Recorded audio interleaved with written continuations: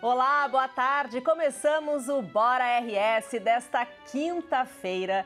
E olha, tem muita informação aqui no canal do YouTube da Band RS chegando para você, para começar bem a tarde, para saber as notícias da manhã. E a gente logo começa falando sobre vacinação. Há atraso na segunda dose, quase 50 mil pessoas não foram buscar a segunda dose do imunizante. As informações da redação da Band RS com Guilherme Milman. Boa tarde, Guilherme.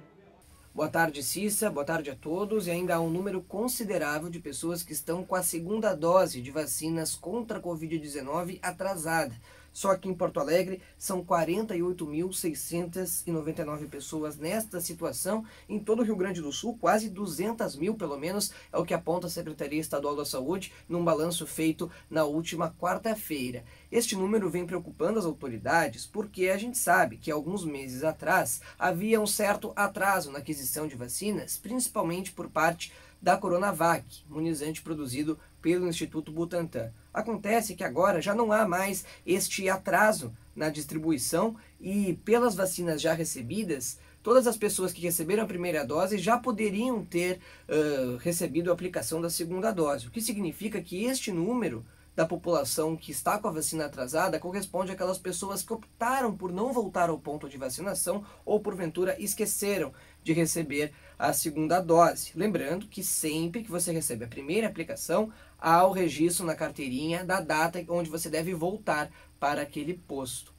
Conversei com o coordenador de Vigilância em Saúde da capital, Fernando Ritter, e ele aponta como principais motivos algumas mentiras, notícias falsas que fazem com que as pessoas desconfiem do efeito de algumas vacinas ou de algumas condições, doenças que podem propiciar alguns problemas caso você se vacinar com algum imunizante. Mas a gente sempre ressalta que caso você tenha alguma condição adversa, consulte o seu médico, porque a vacina é sempre a melhor opção.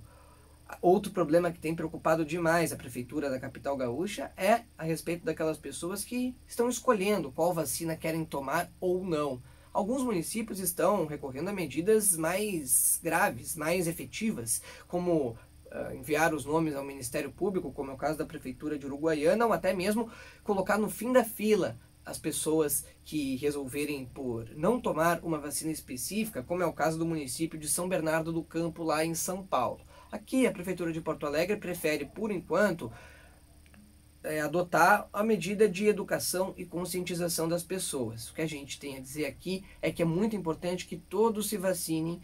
Todas as 4 vacinas que estão disponíveis hoje na capital são eficazes e se vacinar é importante para você, mas para todo mundo, porque só com a imunidade coletiva a gente consegue se proteger contra a Covid-19.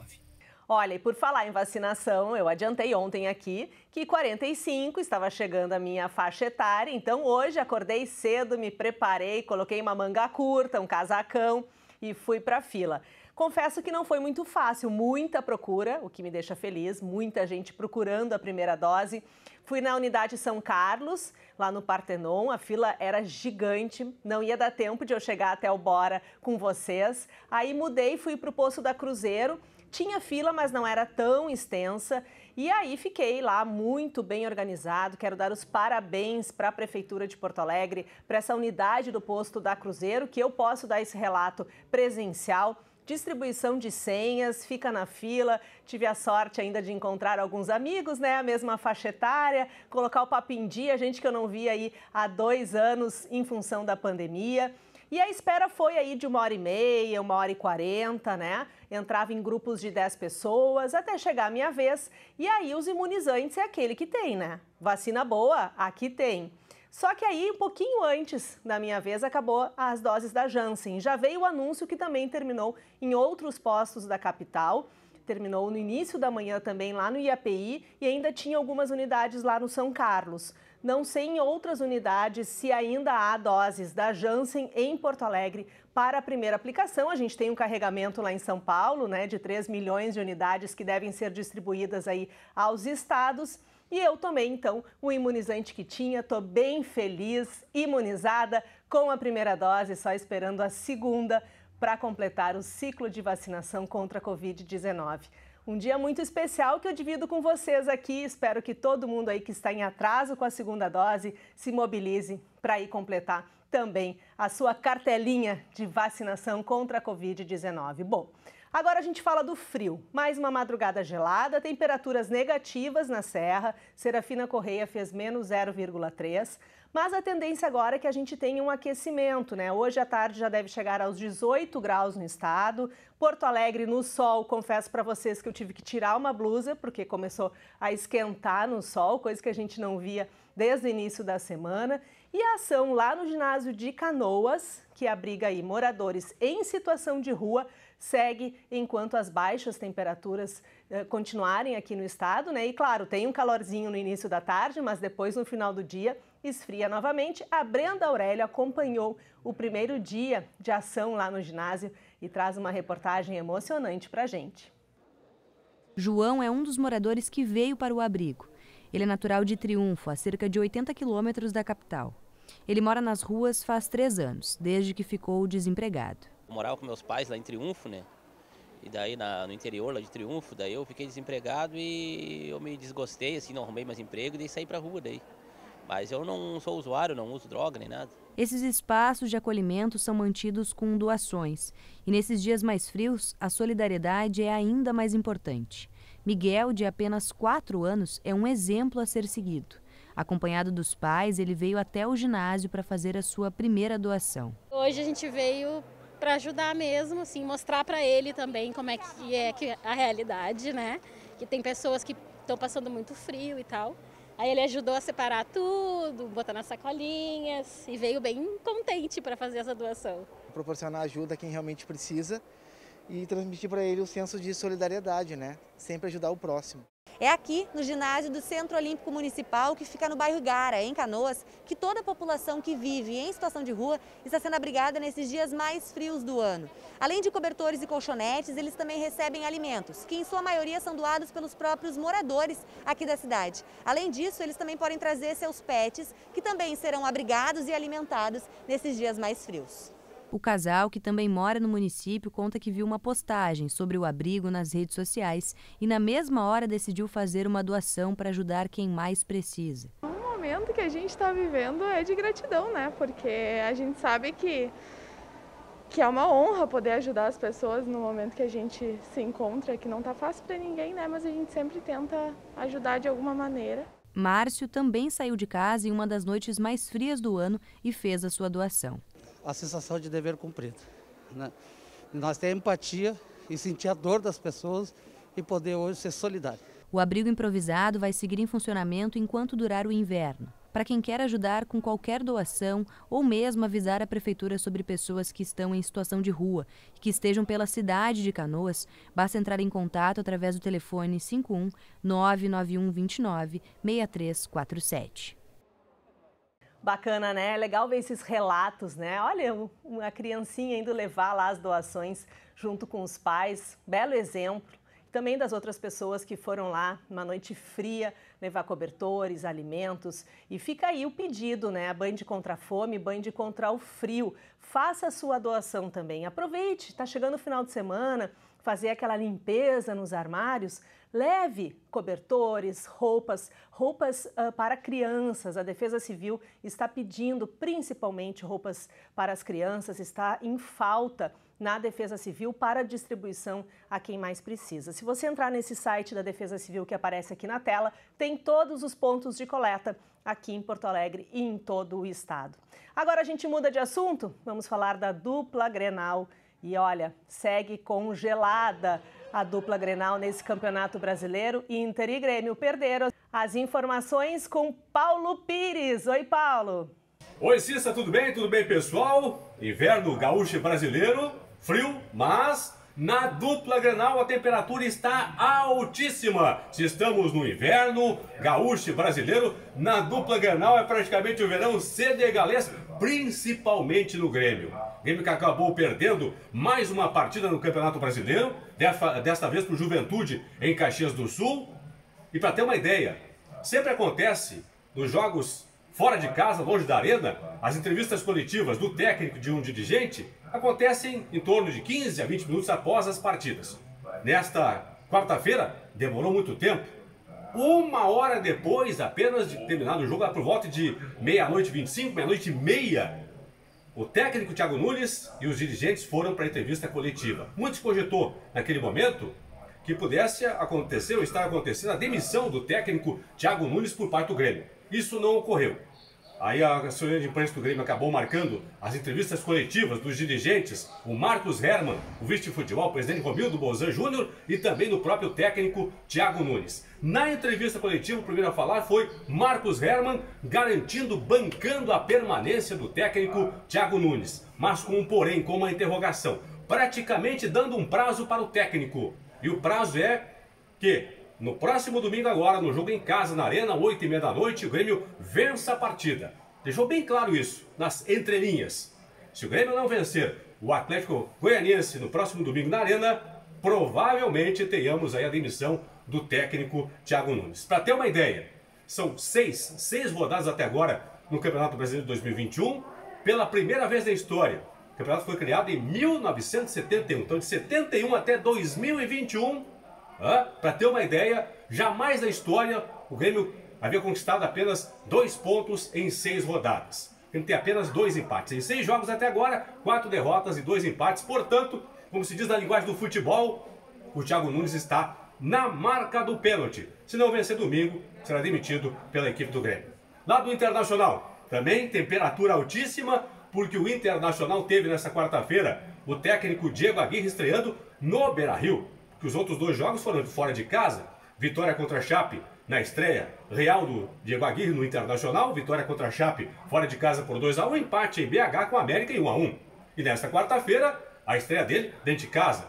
Derrota para o Palmeiras por 2-1. O Inter fechando a rodada na 14ª posição. Tem apenas 9 pontos na tabela. E para piorar a situação do jogo específico de ontem contra o Palmeiras, o Internacional no segundo tempo jogou praticamente toda a segunda etapa com um homem a mais.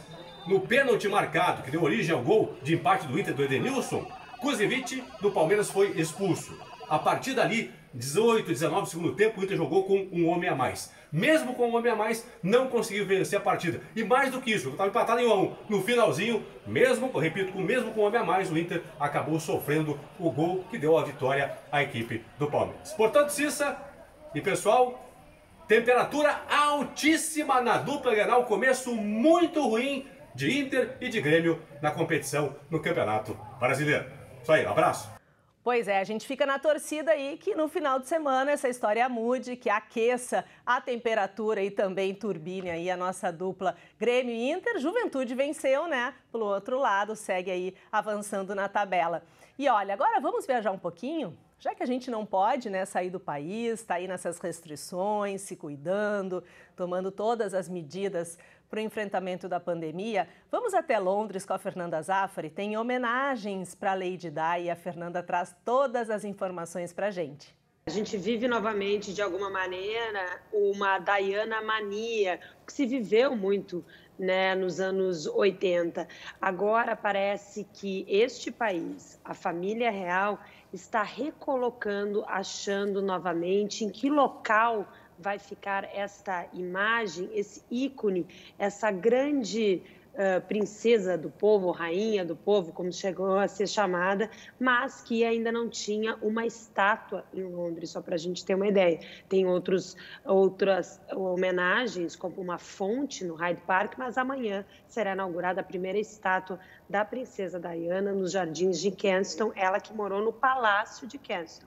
Quem mora lá hoje é o filho mais velho dela, segundo na linha de sucessão, o William, com a Kate. E são justamente os filhos que vão fazer a inauguração dessa estátua. Não é esperada a presença da rainha, nem do ex-marido, o príncipe Charles, mas do William e do Harry. Aí vem mais uma parte desse drama e de grande emoção, já que se sabe que os irmãos andam meio com as relações estremecidas desde que o irmão mais novo, Harry, se mudou para a Califórnia e fez fortes e duras críticas à família real. Mas tudo isso vai acontecer provavelmente aqui numa cerimônia bem restrita para poucos familiares e amigos, às 14h, no Palácio de Kensington. A gente ainda não viu como vai ser essa estátua, está lá fechadinha, tem uma caixa com super bem selada, mantendo tudo em segredo, e amanhã tudo isso vai terminar. A escolha pelo Palácio de Kensington se deu porque ela morou lá, Fernanda? Exatamente, é uma das residências aí reais muito queridas, né, da população também. Foi onde nasceu a Rainha Vitória, foi onde a Rainha Vitória, que também é uma da monarca histórica aqui, talvez uma das mais importantes, onde ela ficou sabendo que ia ser a próxima rainha, e onde a princesa Diana se mudou, onde ela ficou vivendo depois que ela se separou. É também onde mora, como eu já disse, o filho dela, o segundo na linha de sucessão. Fica bem, para quem conhece Londres, tem o Hyde Park, que é um dos parques mais famosos da cidade, e emenda, né, numa junção, você tem esse Kensington Gardens, que é a continuação com esse palácio, que pode ser visitado. O que também é interessante é que nesse palácio sempre tem exposições sobre quem morou lá, já teve outras exposições sobre roupas e objetos da princesa Diana, e agora, com grande sucesso, também foi inaugurada uma exposição sobre alguns trajes reais e como isso faz parte da construção da imagem dessa realeza britânica, e está, depois de 20 anos, pela primeira vez em exposição, o vestido de noiva da princesa Diana, que marcou aí sonhos de tantas gerações, de tantas meninas pelo mundo, né?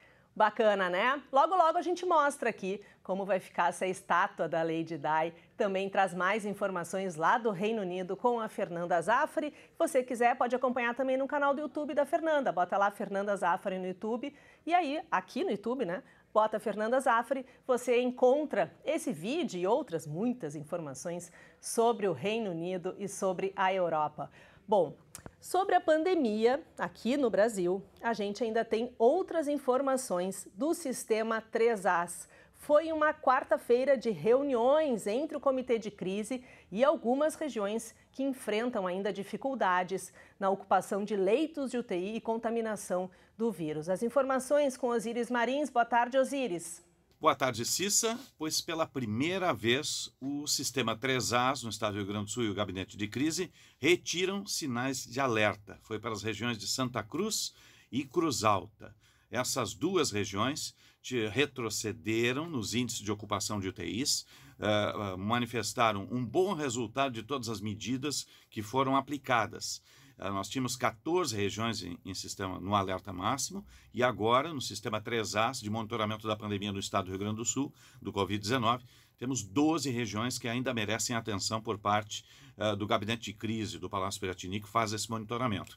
O Sistema 3As está se provando, pelo menos nessas duas regiões, eficaz. Nós tivemos uma redução de 37% de ocupação de leitos de UTIs no geral, com foco, obviamente, para essas regiões que retiraram o alerta. Souberam executar as medidas de distanciamento, de protocolos, de restrição e conseguiram reduzir o índice de ocupação de UTIs, que oscila aí agora na margem de 60% a 73%. A média do estado em 81%. Claro, um carregamento maior para a região metropolitana aqui e sempre para a capital, mas com uma certa folga nesse momento. Temos o inverno, sabemos que tivemos aí os últimos 3 dias com temperaturas muito baixas, que acaba misturando um pouco das infecções respiratórias com o Covid-19. E o resultado desses 3 dias vai se apresentar na próxima semana. Então, toda a cautela por parte do Gabinete de Crise. Mas são bons indicadores a partir do modelo de 3As. Agora, há um sinal de alerta muito forte para a região de Cachoeira do Sul.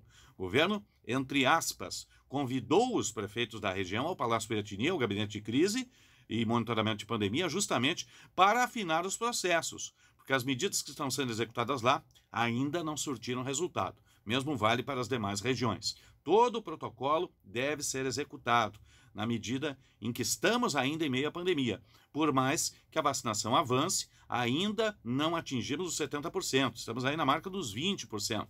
É um dos estados que mais vacinou em primeira e segunda dose. Mas estamos longe da chamada imunidade de rebanho. Por isso, as ações devem ser mantidas, mesmo para quem já vacinou. Cissa. Agora a gente fala sobre um tema que preocupa e preocupa muito, o desemprego. São centenas de pessoas aí que perderam a sua atividade profissional em meio à pandemia. E a gente vai até a redação da Rádio Bandeirantes com o Sérgio Stock, que traz as informações também sobre o aniversário do Real. Olá pessoal, vamos falar hoje do desemprego. O IBGE divulgou a taxa do trimestre de fevereiro a abril deste ano, 14,7% da população desempregada no Brasil. Isso dá um total de 14.800.000 pessoas. Esses dados, obviamente, são sobre a população economicamente ativa. É um número muito superior ao mesmo trimestre do ano passado, de 2020, quando estávamos com uma taxa de 12,6%, agora 14,7%, um dado recorde desde 2012, quando essa medição começou a ser feita. Principalmente no setor de serviços, o desemprego é maior. Nós estamos falando de bares, restaurantes, hotéis, toda a cadeia do turismo, que foi muito impactada pela pandemia, e também o setor de eventos e da cultura, outros setores que foram drasticamente assim devastados em função da pandemia e estão enfrentando muitas dificuldades ainda para a retomada. A solução, dizem os economistas, os analistas de mercado, os médicos, todo mundo afirma a mesma coisa. Precisa avançar a vacinação para dar maior segurança para as pessoas poderem frequentar um cinema, um teatro, um show musical, ir a um bar, a um restaurante sem risco ou com o menor risco possível para que esses setores possam ser retomados e gerem novos empregos. Emprego, aliás, é o principal programa social de qualquer país. A pessoa ter a própria capacidade de gerar a sua subsistência através do seu trabalho. E hoje, 1º de julho, 27 anos do Plano Real. Começou com um plano, hoje é a moeda que nós usamos no Brasil, o real. Então vamos comemorar esse plano que foi instituído lá atrás no governo Itamar Franco, em 1994, e venceu um dos maiores dramas já enfrentados na história do Brasil, que foi a inflação dos anos 80 e do início dos anos 90. Com todos os problemas que a gente está enfrentando, o real segue firme e há de seguir assim. Sérgio Stock para o Bora RS. E a gente encerra esse Bora RS desta quinta-feira especial para mim, que fui vacinada, tive a sorte de chegar aqui para contar para vocês. Me cuidei, claro, mas também contei com a sorte para chegar aqui e contar para vocês que consegui me vacinar. É o dia da resistência, a vacina por mim, pela minha família, pelos amigos, pelos meus colegas aqui de Band e também por todos, porque a vacina é a forma da gente proteger todo mundo que está ao nosso redor. Fico muito feliz de trazer essa notícia para vocês. Quem sabe mobilizar aí os cerca de 50 mil gaúchos que estão em atraso com a segunda dose, para que procurem uma unidade de saúde. Olha, está super bem organizado, funciona, é rápido. Hoje eu tive um pouquinho de demora, porque, claro, baixou a idade, tinha mais gente à procura, mas mesmo assim é uma espera que vale a vida. A gente termina o Bora RS de hoje por aqui. A gente tem encontro marcado amanhã, hein? E é sextou no Bora RS. Se prepare, tem receita, tem novidade, tem informação aqui no canal do YouTube da Band RS. Até lá!